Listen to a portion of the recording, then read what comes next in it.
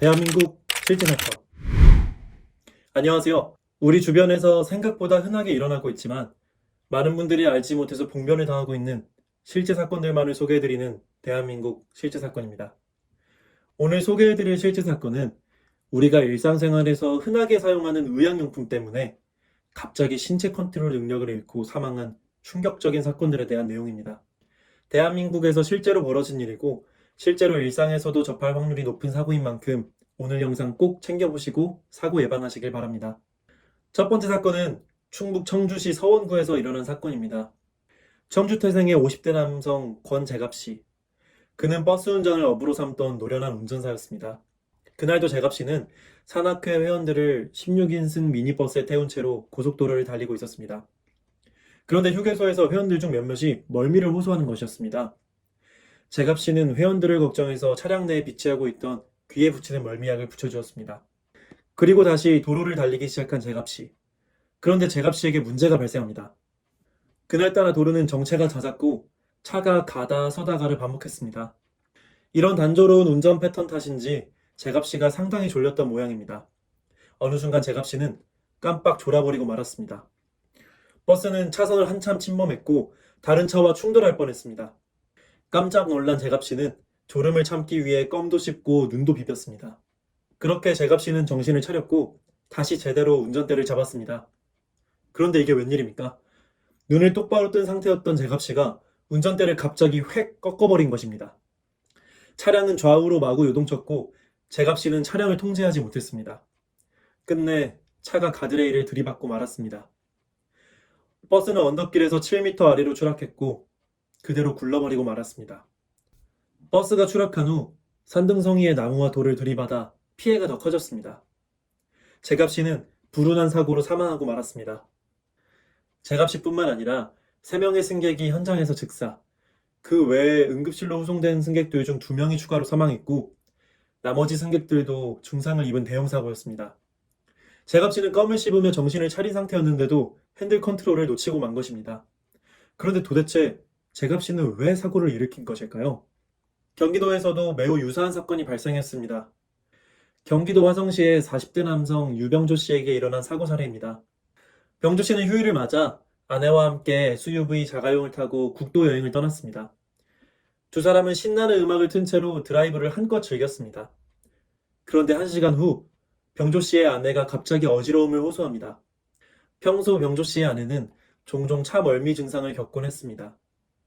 때문에 병조 씨 부부는 차를 탈 때마다 귀 밑에 멀미약을 부착하곤 했습니다. 그런데 멀미약을 붙였음에도 불구하고 아내가 너무 힘들어하는 것이었습니다. 그날따라 아내의 차멀미가 심한가 싶어 병조 씨는 걱정을 합니다. 곧 휴게소에 도착하니 조금만 참으라고 한 병조 씨. 그렇게 몇 분 정도 시간이 흘렀을 때였습니다. 머리를 부여잡고 신음하던 병조 씨의 아내는 깜짝 놀라 남편을 쳐다봅니다.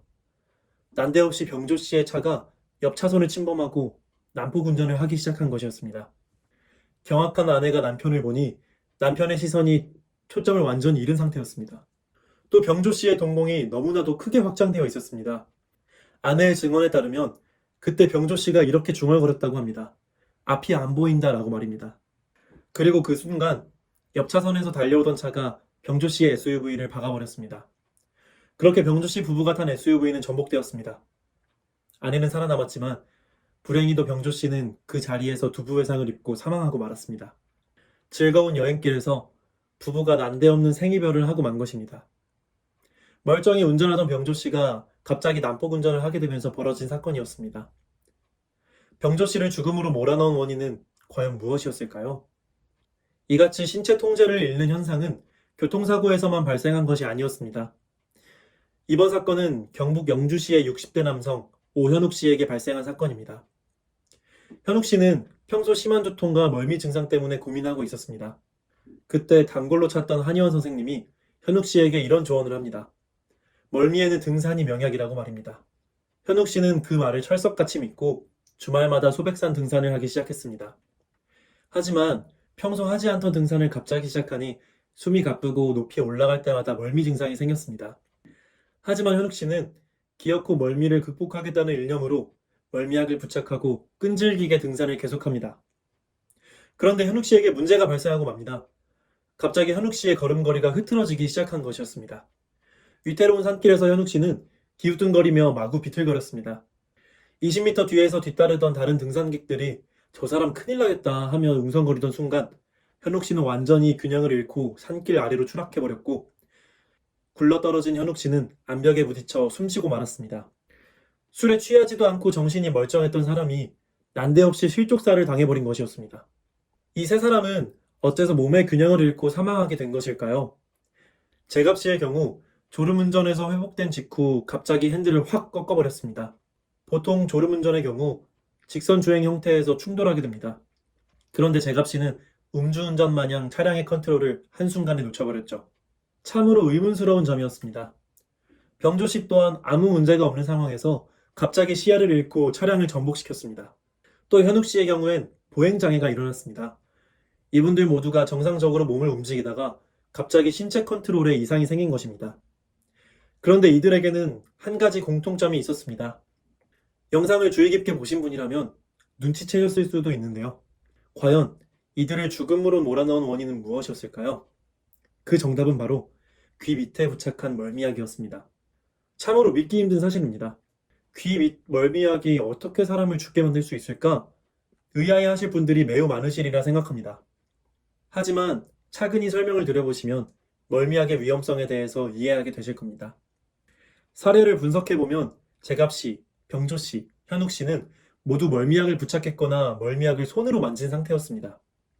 특히 제갑 씨의 경우에는 승객들에게 멀미약을 붙여주고 난 뒤 그 손으로 눈을 비비기까지 했습니다. 이 귀 밑 멀미약에는 스코폴라민이라는 성분이 다량으로 함유되어 있었습니다. 이 스코폴라민 성분이 바로 이들을 죽게 만든 원인이었던 것입니다. 해당 성분이 피부나 눈을 통해 흡수되면 어떤 일이 발생할까요? 만약 스코폴라민 성분이 체내에 흡수된다면 사망자들이 겪었던 시각장애, 보행장애, 창란 같은 현상이 여러분들에게도 일어날 수 있습니다. 국내 연구진들이 멀미약 성분이 눈에 들어갔을 시의 변화를 연구한 결과가 있습니다.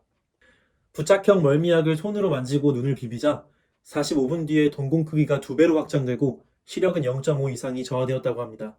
스코폴라민 성분의 부작용이 실험을 통해 여실히 드러났던 것입니다. 이 연구 사례를 토대로 다시 사망자들의 사고 사례를 검토해 보겠습니다. 사망자들은 모두가 멀미약을 만진 상태에서 자기 몸을 만졌습니다. 그 결과 제갑 씨와 병조 씨는 시야 안 보임, 사물 겹쳐 보임, 눈부심 같은 시각장애 현상이 일어나 교통사고를 일으키게 되었습니다. 현욱 씨는 시각장애와 함께 보행장애와 환각 증상이 일어나 몸의 균형을 잃고 실족사하게 되었습니다. 즉, 평소에도 자주 사용하는 멀미약의 성분을 가볍게 생각했던 것이 한순간에 멀쩡한 사람들을 죽음에 이르게 한 것이었습니다. 미국, 영국, 프랑스 등의 해외 국가의 경우를 살펴보겠습니다. 이 국가들에서 귀 밑 멀미약은 의사의 처방 없이는 살 수 없는 전문 의약품입니다. 그러나 대한민국은 사정이 다릅니다. 한국에선 귀 밑 멀미약이 일반 의약품으로 분류된 상태입니다. 우리나라에서는 심지어 어린이들도 아무 제약 없이 붙이는 멀미약을 구매할 수가 있다고 합니다. 때문에 귀 밑 멀미약 착용으로 인해 수학여행 중 학생들이 환각, 기억장애 증상을 겪은 사례가 발생하기도 했습니다. 참으로 충격적인 사실이 아닐 수 없습니다. 그렇다면 귀 밑 멀미약을 안전하게 사용하기 위해서는 어떻게 해야 할까요? 제가 아주 간단 명료하게 예방법을 설명해 드리도록 하겠습니다.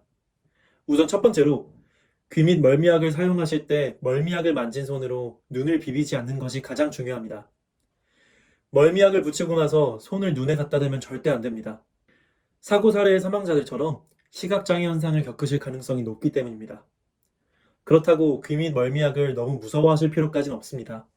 멀미약을 붙이면서 손에 스코폴라민 성분이 묻었다고 해도 비누나 세정제로 손을 씻어주시기만 하면 사고 가능성을 크게 줄일 수가 있다고 합니다.